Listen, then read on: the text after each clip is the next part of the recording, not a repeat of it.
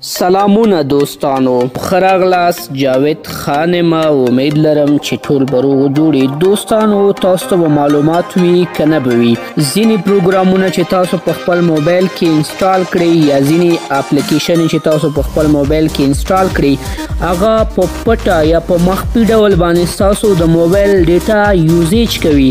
نو همدغه علت دی چې ځینې کسان وایي چې زه بالکل موبایل کې انټرنیټ نه کار نه اخلم او زما د موبایل MB مصرف شوه.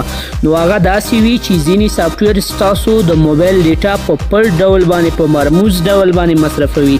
نو موږ ته څنګه پته ولګیږي چې کوم یو اپلیکیشن دغه ډیټا مصرفوي؟ نو ډېر اسانه دوستانو، دلته وګورئ دوستانو، دا یو اپلیکیشن دی ما سره سویټ کوین. زه د دې معلومات کوم چې دا زما ډیټا په پټ ډول مصرفوي که نه.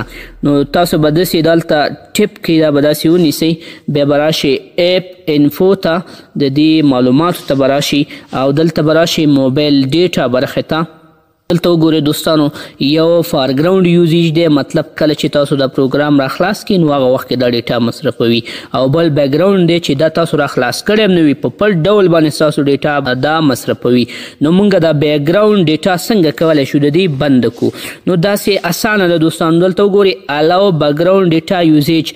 اوس دغه اپلیکیشن په پټ ډول باندې ستاسو ډیټا مصرفوي. نو زه غواړم چې دا د دې ځای نه داسې بند کړم.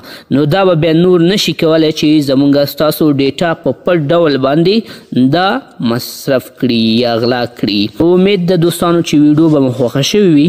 ښه وخت، الله پامان.